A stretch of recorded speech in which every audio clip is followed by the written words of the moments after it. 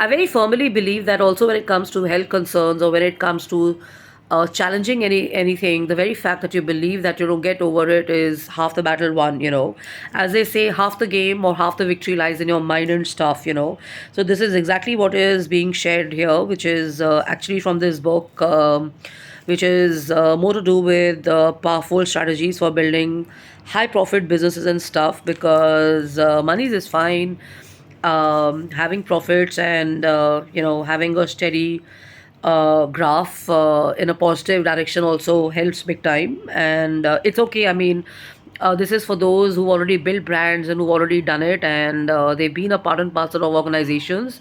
But there are many people who dive into this business of entrepreneurship or a new business and stuff like that, and the graphs may not be that promising, or maybe it's just a home business, or maybe it's just something which is as good as having a bakery, or probably starting confectionery, or starting a new brand and stuff. So anybody and everybody starts at a basic level, and then they go up. Rome was not built in a day unless and until you acquired it through your family or your lineage, or you're lucky enough to imbibe it or inherit it from your parents and stuff like that.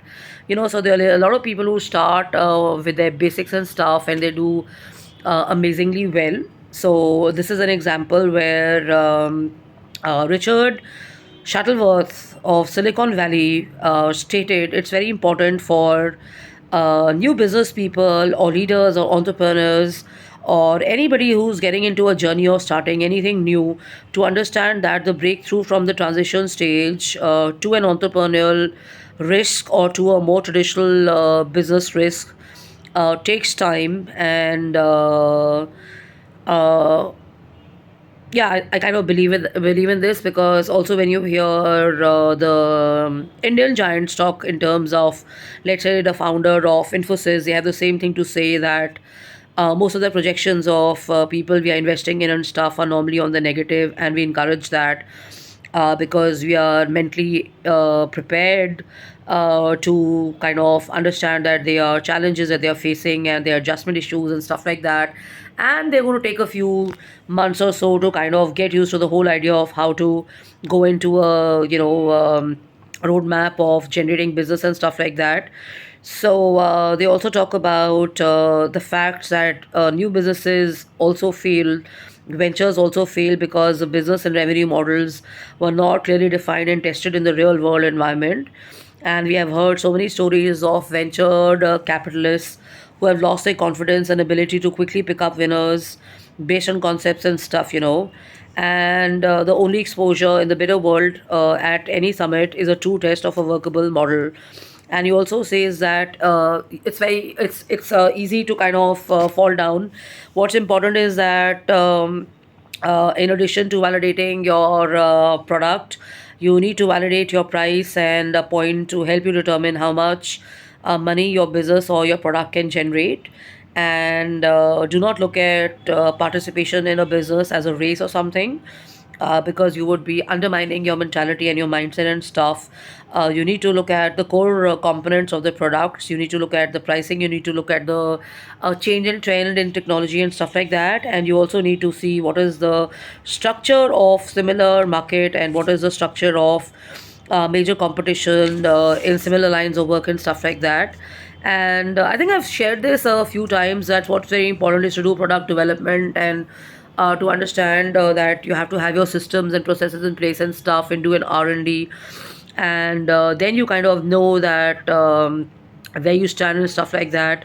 And you will also need to determine the headroom of the market, meaning that many customers are going to be there and many clients are going to be there, but how many of them are you going to rely on, and how many of those are actually going to be willing to pay for your new products and additional services, and how many of those are going to remain as a part of your potential customers over the long run. So I mean, I feel personally speaking, I've been in retail and I've been in marketing and branding. I feel that just like the share market trends and changes every day, the market scenario in retail or the market scenario in design and in entrepreneurship or in product development also changes, and there are chances of success if your product is not selling. It can be a cause of concern and stuff, but if you're realistic enough, you have to understand that let's say if one product is not working, then probably some other product is going to work. And you have to have an assortment or an array of different products and stuff, because let's say a certain industry is down or a certain product is discontinued and preference of the market has changed. Then if your model of the product or project is based only on one product, you can be hell assured that you're going to be doomed and stuff, however. But innovation and successful entrepreneurship means that you have new products coming in, you have revamping happening, and you also have new technology, you also have new R&D happening. You have the team empowered, because when the team goes out, they shouldn't be carrying an old school message when you're yourself let's say international mind, or you are a global personality and your team is talking conventional and orthodox and stuff.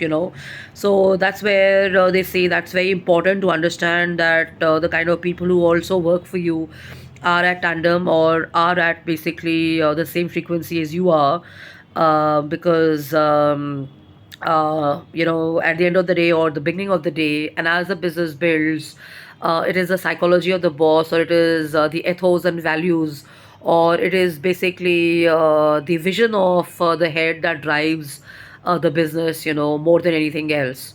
So if people have faith in their boss, if people have faith in their person who's heading them, or the person has delivered time and again, then I think it makes sense to kind of consider looking at showing interest in working and associating with that particular person.